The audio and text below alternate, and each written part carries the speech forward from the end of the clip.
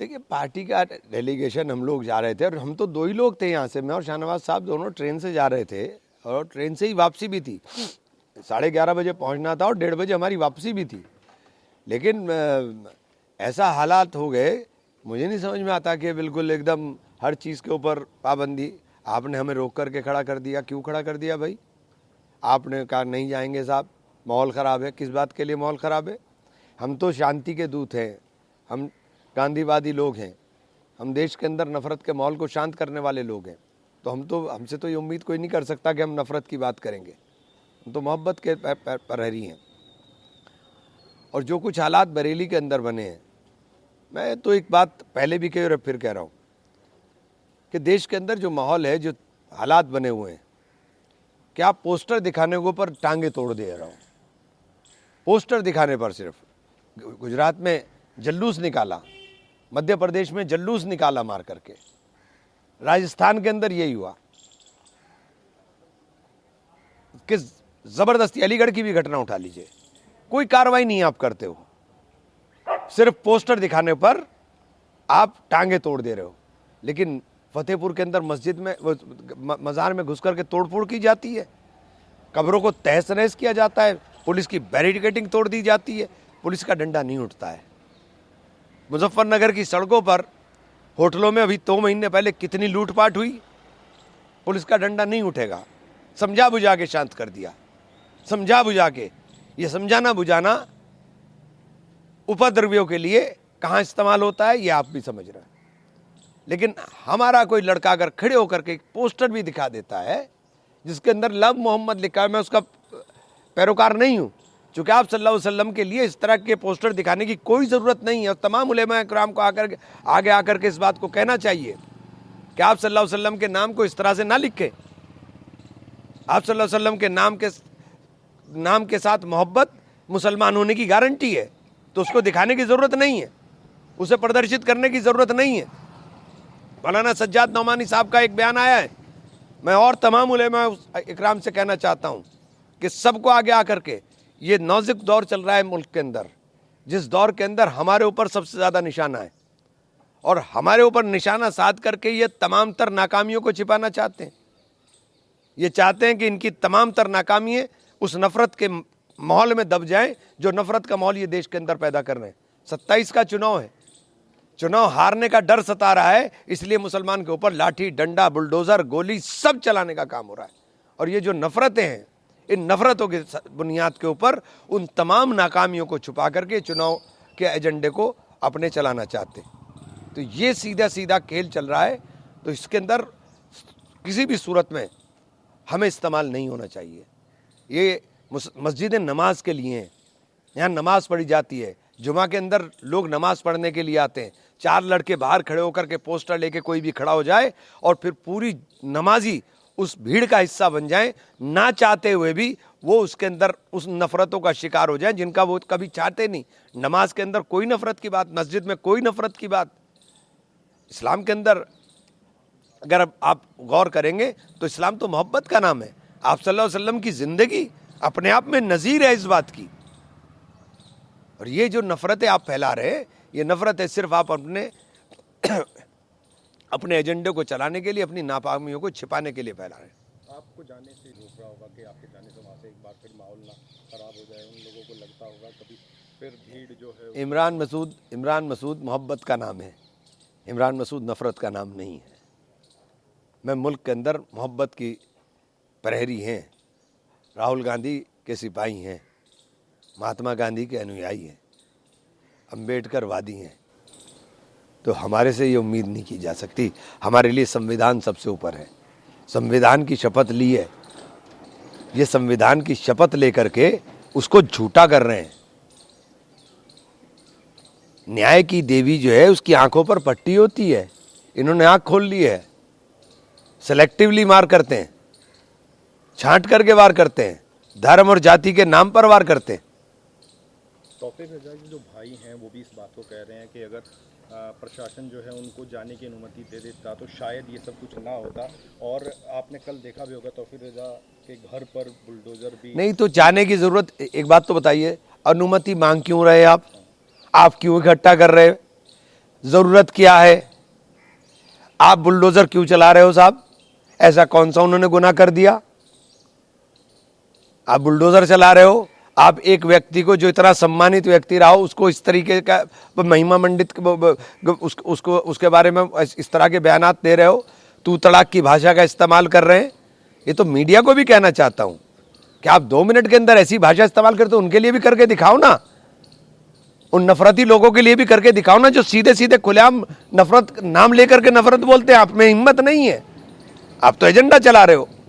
उनके साथ साथ जो है, जो उनके अनुयायी थे, जो उनके साथ आए थे, उनके मकान, उनको जो प्रॉपर्टी है उनको सील करने की कल से प्राधिकरण ने कार्रवाई। मैं तो ये कह रहा हूं ना, और आगे भी ये तो काम सब होना है, हमारे साथ ये सब काम होना है। जब हमें पता है कि हमारे साथ ये सब काम होना है, तो हमें मोहतात रहने की जरूरत है, हमें होशियार रहने की जरूरत है। ये तो होना ही है, ये कोई ऐसी चीज नहीं है कि ये नई चीज है, ये तो सब होना है। हो सकता है कल को मेरा भी घर गिरा दे, तो ये तो हमें तैयार रहना पड़ेगा। करोड़ों की संपत्तियां सब सीज कर रहे हैं। तो ये तो मैं कह रहा हूं ना कि ये सब हो रहा है, ये तो सब चल रहा है, लेकिन ये जो आप कर रहे हो उसका देश के ऊपर बहुत बुरा असर पड़ रहा है। इसका देश के ऊपर बहुत बुरा असर पड़ रहा है। पूरे विश्व के अंदर हम कहां खड़े हो गए आपकी नफरतों की वजह से। आपको इसका आकलन करना पड़ेगा, आपको सोचना पड़ेगा कि जो हमारे दोस्त थे, जो हमेशा हमारे साथ खड़े रहे, वो आज हमसे दूर हो रहे। आपको सोचना पड़ेगा, आपको देश के लिए सोचना पड़ेगा। आप देश के लिए नहीं सोच रहे हो, आप केवल अपनी कुर्सी के लिए सोच रहे हो। अगर देश के लिए सोचोगे तब समझ में आएगा कि हम पूरे विश्व के अंदर आज अकेले खड़े हो रहे हैं। मुख्यमंत्री योगी आदित्यनाथ कह रहे हैं कि मौलाना को भूल गया था कि शासन किसका है। 2017 से पहले ये सब चीज चलती ये थी। तकब्बुर के लफ्ज हैं, ये तकब्बुर के लफ्ज हैं। ईश्वर को घमंड पसंद नहीं है। घमंड ना करें, ईश्वर को घमंड पसंद नहीं है। मुख्यमंत्री हैं, सबके मुख्यमंत्री हैं। जब आप कुर्सी पर बैठ जाते हो तो न्याय की उम्मीद की जाती है, ऐसी भाषा की उम्मीद नहीं की जाती कि आप ऐसी भाषा बोलें, ऐसे ऐसे जुमले बोलें जो जुमले दिल को ठेस पहुंचाने का काम करें। वो तो आप ही के लोगों की बात कर रहे हैं। वो कह रहे हैं कि जो बच्चे हैं, जो नासमझ हैं, जो नहीं जानते, उनको हम खुद ही कह रहे हैं, पढ़ाने की बजाय, उनको लिखाने की बजाय सड़कों पे लेके आते हैं। और मैं तो खुद कह रहा हूं, देखिए, ये तो मैं खुद कह रहा हूं कि ये मस्जिदें नमाज के लिए हैं, लोगों की राजनीति का अड्डा नहीं हो सकती, लोगों की प्रदर्शन का हिस्सा नहीं हो सकती। मस्जिदें नमाज के लिए हैं। अब आपका आगे क्या प्लान है? नहीं, कुछ नहीं है, हम लोग बैठे हैं। ये इन्होंने चारों तरफ घेरा लगाया हुआ है, प्लान क्या होना है। नहीं, बरेली जाने का हमारा आज का कार्यक्रम है। जो वहाँ का हमारा, जो वहाँ बरेली में जो एक सुनियोजित हिंसा हुई है और बेकसूर लोगों पर जो दमन किया जा रहा है, उससे वहाँ के जो विक्टिम्स हैं उनसे मिलने के लिए और वहाँ के लोकल पुलिस प्रशासन को ये कहने के लिए कि भाई आप लोगों के साथ नाइंसाफी ना करें, जुल्म ना करें। बेगुनाह लोगों के को गिरफ्तार किया जा रहा है, वहां बेगुनाह लोगों के घर तोड़े जा रहे हैं। ये लोकतंत्र के अंदर ऐसा पहले कभी देखने को नहीं। हमने जाने का, हम अकेले जा रहे हैं, हम सिर्फ वहां जाकर के शांति की अपील कर रहे हैं। हम यहां से भी लोगों को मैसेज दे रहे हैं कि भड़कावे में ना आए, किसी के शांति और सौहार्द बनाए रखें। लेकिन हम साथ में उत्तर प्रदेश के मुख्यमंत्री की भाजपा सरकार को, योगी आदित्यनाथ की भाजपा सरकार को और उत्तर प्रदेश की पुलिस को भी हम चेतावनी दे रहे हैं कि ये दमनकारी नीति छोड़िए। नाइंसाफी और दमन ज्यादा दिन तक नहीं चलता। इस देश में बाबा साहब डॉक्टर भीमराव अंबेडकर ने जो संविधान दिया है, सबको बराबरी का हक दिया है। आज उस संविधान की धज्जियां उड़ाई जा रही हैं। गांधी के देश में जिस तरीके से दमनकारी सरकार काम कर रही है, कभी सोचा भी नहीं होगा। आज उन संविधान के निर्माताओं की आत्मा रो रही होगी कि क्या हमने ऐसा संविधान जो बनाया उन आजादी के दीवानों की, जिन्होंने इस देश की आजादी के लिए कुर्बानियां दी,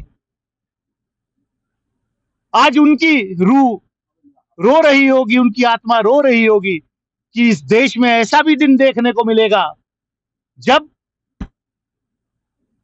इस तरीके का जुल्म किया जाएगा। और बदकिस्मती इस बात की है कि मुख्यमंत्री जिस तरीके की भाषा का प्रयोग कर रहे हैं, अरे आप चुने हुए मुख्यमंत्री हैं, आप वो उत्तर प्रदेश की पूरी आवाम के आप रिप्रेजेंटेटिव हैं, लेकिन आप जिस तरीके की भाषा का प्रयोग कर रहे हैं, शर्म आती है मुझे कि वो मेरे प्रदेश के मुख्यमंत्री। मैं सिर्फ इतना कहना चाहता हूं, मैं शांतिपूर्वक तरीके से, मैं अकेले, मैं कोई लाओ लश्कर भी नहीं ले जाना चाहता, मैं सिर्फ अकेले वहां जो लोगों के ऊपर जुल्म हो रहा है, उनकी दुकानें तोड़ी जा रही हैं, उनके मकान तोड़े जा रहे हैं, जिनका कोई लेना नहीं देना नहीं, और आप मतलब हमारी आवाज को दबाया जा रहा है। ज्यादा दिन तक किसी आवाज को दबा नहीं सकते। दमन जाका की लाइफ जो है वो ज्यादा नहीं होती।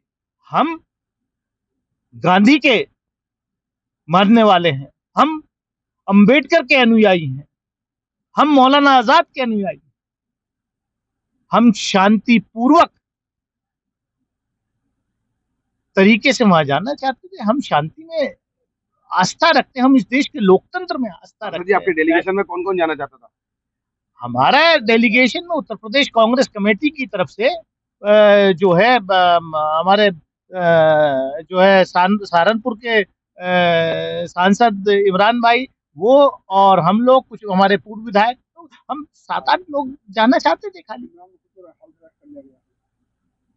आपको अब ये देखिए, मतलब ये कहाँ का न्याय है भैया? हम कौन सा फर्क पड़ रहा है अगर हम वहां जाकर के लोगों से मिल लेंगे, अगर हम वहां जाकर के लोगों को के जख्मों पर मरहम लगा देंगे, या वहां जाकर के हम वहां के लोकल प्रशासन को हम कहेंगे कि भाई आप इस तरीके की कार्रवाई ना करें।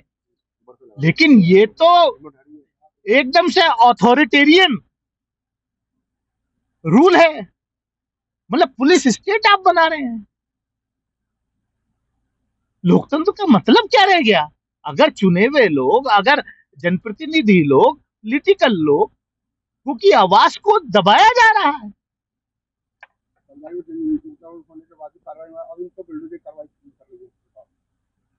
ये सरकार पूरी तरीके से इनह्यूमन है।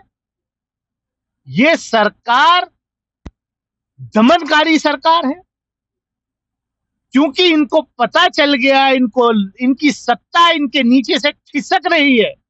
जिस तरीके से राहुल गांधी जी ने वोट चोरी का जो इशू है वो लोगों के सामने, देश के सामने रख दिया है, लोगों के दिमाग में चला गया है कि ये सरकार वोट चोरी करके बनी हुई सरकार है।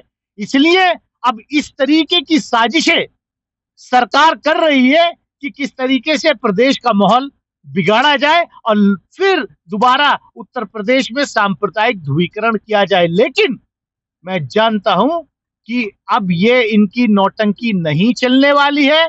उत्तर प्रदेश की जनता समझ चुकी है, कोई बहकावे में नहीं आएंगे लोग, किसी भी चाल में नहीं आएंगे, इनको हटा करके दम लेंगे। मैं तो कोशिश कर रहा हूं जाने की।